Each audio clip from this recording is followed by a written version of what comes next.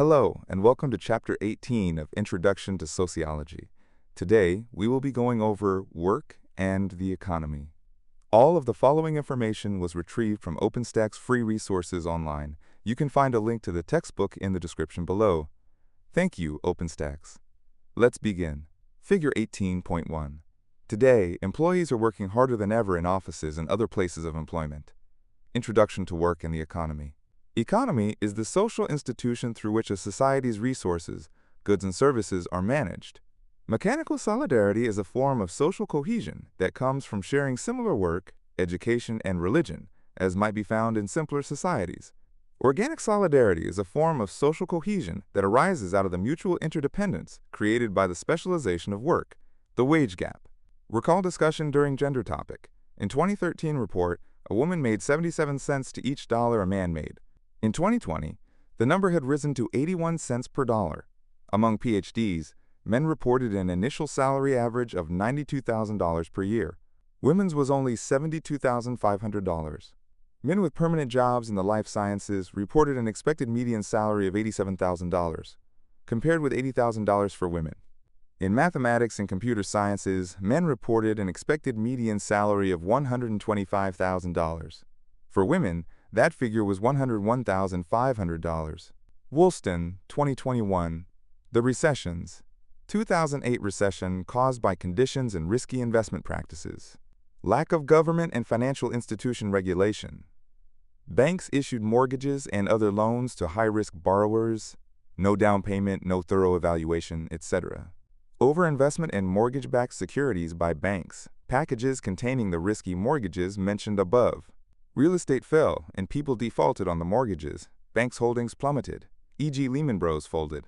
The impact on the banks, their insurers, AIG, and other aspects of the economy sent the entire financial system and economy into a tailspin. Unemployment skyrocketed. Government bailed out the banks, infused money into economy. After the recovery, COVID-19 forced many businesses to close, lay off employees, or otherwise reduce operations. Figure 18.2.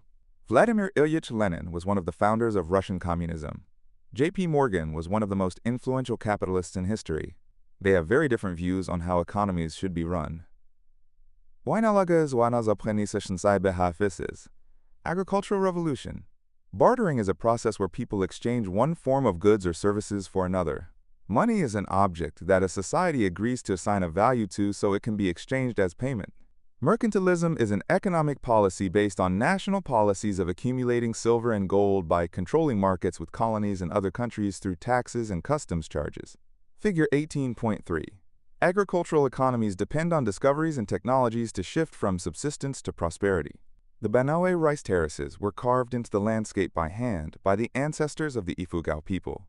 Rice needs flat, completely submerged fields in which to grow, so mountainous areas would not be naturally suited for rice. By transforming the mountainsides and maintaining a massive irrigation system, these farmer engineers produced far more rice than the landscape would have normally yielded.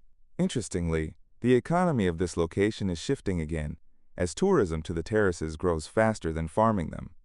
Figure 18.4.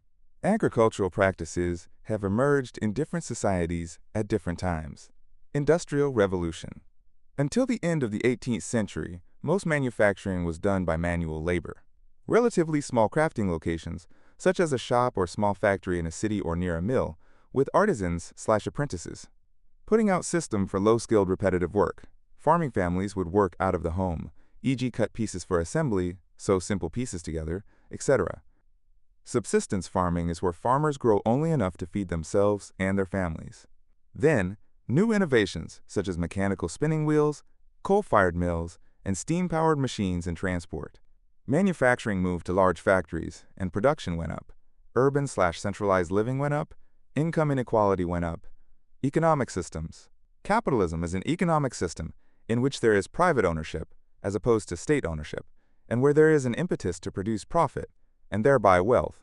Socialism is an economic system in which there is government ownership, often referred to as state-run, of goods and their production, with an impetus to share work and wealth equally among the members of a society.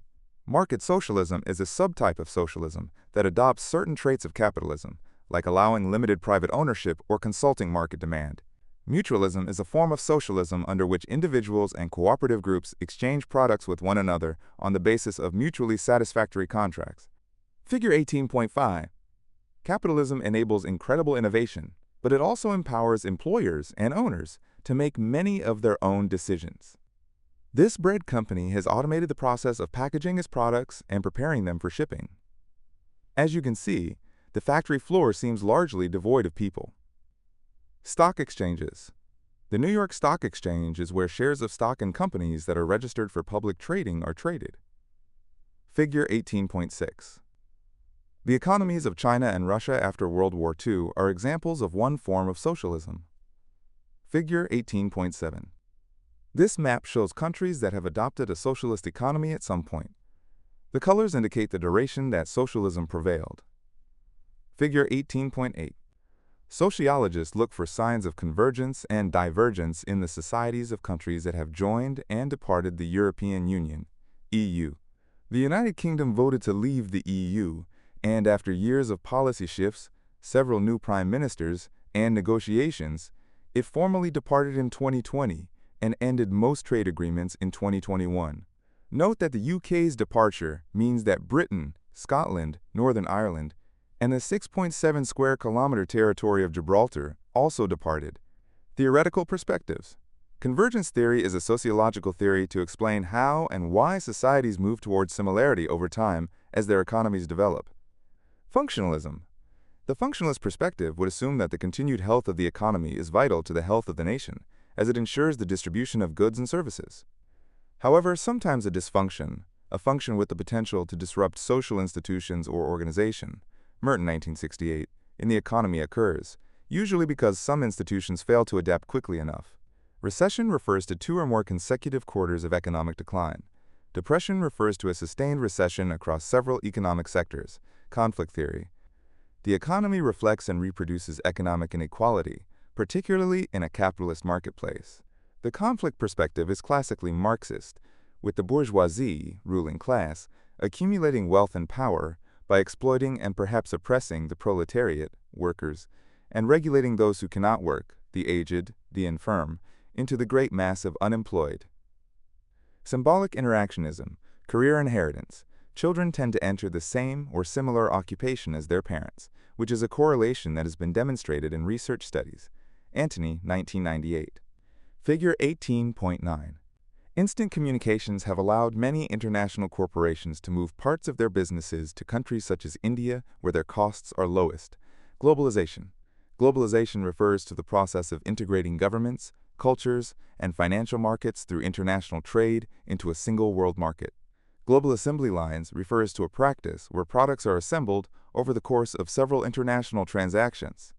Global commodity chains are internationally integrated economic links that connect workers and corporations for the purpose of manufacture and marketing. Xenophobia, illogical fear and hatred of foreigners and foreign goods. Figure 18.10. Many college students and others attend job fairs looking for their first job or for a better one. Figure 18.11. In a virtual world, living the good life still costs real money. Globalization. Outsourcing is a practice where jobs are contracted to an outside source, often in another country. Automation refers to workers being replaced by technology.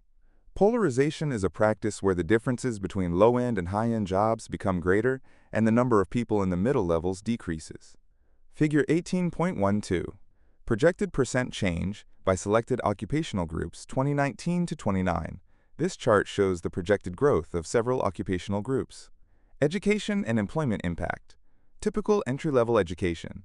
Employment change 2019 to 29%. Median annual wage 2019 1. Total, all occupations, 3.7. $39,810. Doctoral or professional degree, 5.9. $107,660. Master's degree, 15.0.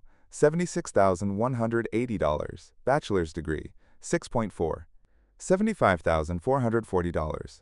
Associate's degree, 6.2. $54,940.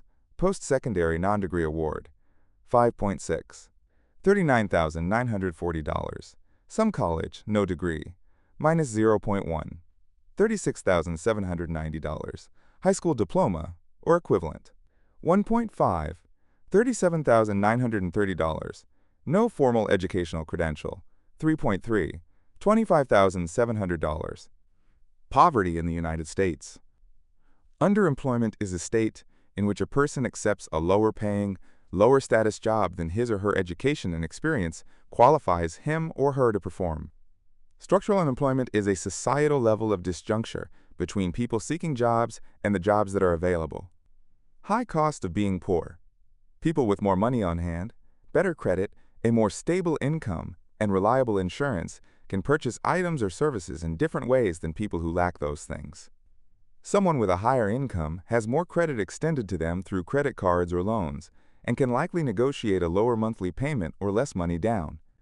People in poverty pay significantly more for their housing/cars than others, sometimes 70 to 80% of their total income. Those with fewer resources are also more likely to rent rather than own, so they do not build credit in the same way, nor do they have the opportunity to sell the property later and utilize their equity. Nobles 2019. Figure 18.13. Working poverty versus non-working poverty rates, circa 2000. A higher percentage of the people living in poverty in the United States have jobs compared to other developed nations. Figure 18.14. Poverty rates vary by states and region.